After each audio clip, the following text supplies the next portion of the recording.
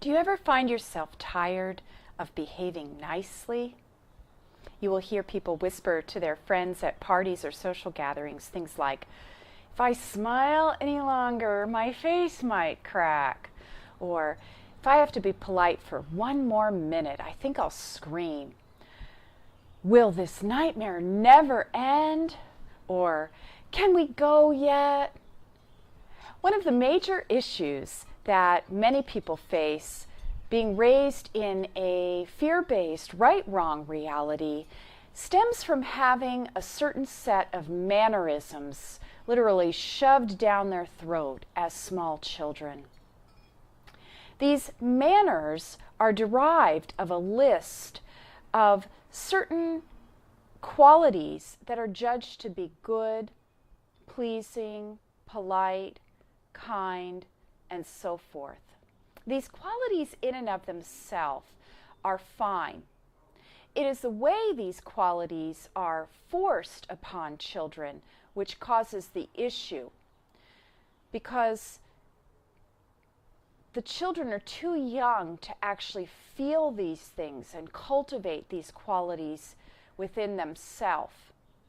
When a child is forced to smile, to say please, to say thank you, to say I'm sorry, or it was nice to meet you, the child develops a social mask that then needs to be dropped later on as an adult in order for that person to come into any level of authentic self-expression. This is because the child's real feelings were not accepted.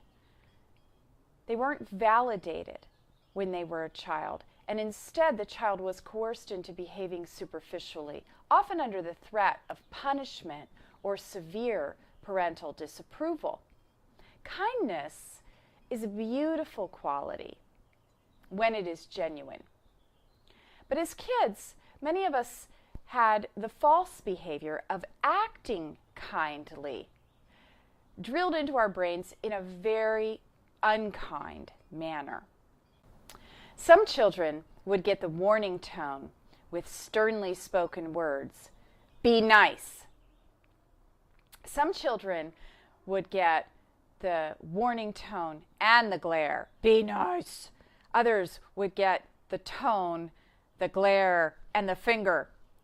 Still others would get some kind of punishment along with it, an elbow jab, a hand smack, an arm squeeze, or the full body shake, even a cuff across the face, depending upon the severity of parental anger present.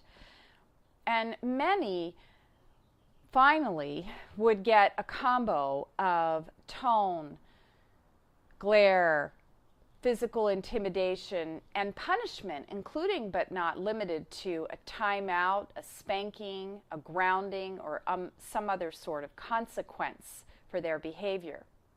What ends up happening for a child who is compliant is that the child will fall into line with the parental wishes out of fear, rather than actually cultivating this quality naturally. The child will then be obligated to behave kindly, which will result in resentment inside because this action is mandatory rather than voluntary.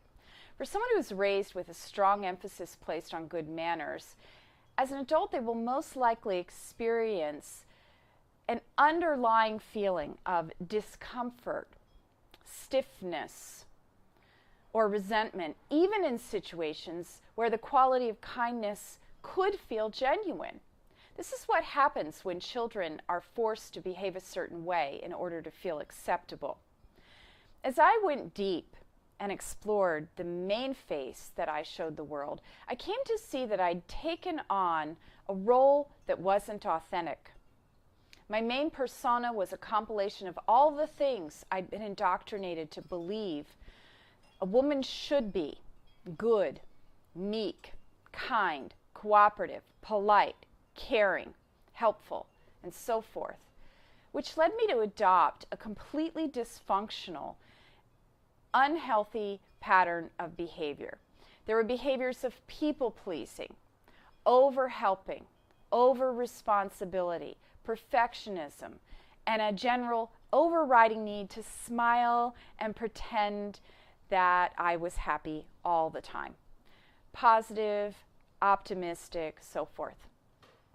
All of which behaviors were fueled by major irrational thinking, tons of self-judgment, and years of looking outside of myself for acceptance and approval. Do you have any qualities or personality traits that you've labeled as good that were pushed upon you as a child? See if you can label these qualities.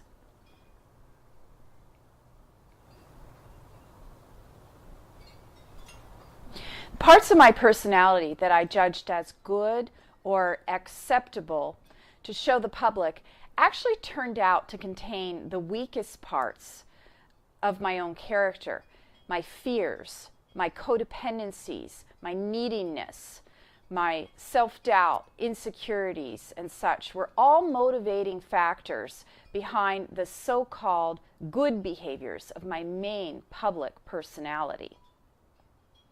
When I was able to let this mask drop, the relief I felt was enormous. By applying tons of compassion inside of myself, I was able to gradually heal the resentment and come into a more natural way of being. And amazingly, many of these qualities that I'd been demonstrating out of duty or a sense of obligation began to bubble forward on their own quite naturally. Qualities such as kindness, caring, appreciation, gratitude, pleasure, joy, respect. These are all qualities of loving that are an innate part of your natural divine loving essence. I encourage you to begin to apply compassion liberally to your main personality for any and all times you acted a certain way in social settings in order to be viewed as acceptable.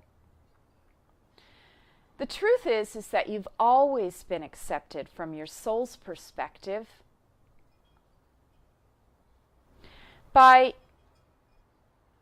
dropping this social mask, you'll be able to let your authentic, loving essence shine freely.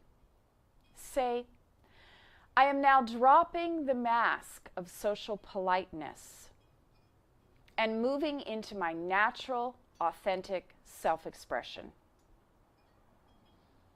Action step. Identify any character traits that you were manipulated into expressing as a child. Apply compassion liberally as you heal the beliefs and the judgments attached to these behaviors.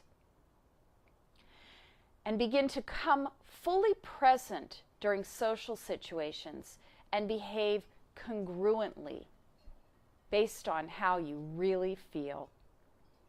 Declaration. I am now safe to be myself. I am now allowing my words, manner, and expression to reflect my authentic state of being in social circumstances. I accept myself no matter what. Many blessings of joy and vibrant freedom.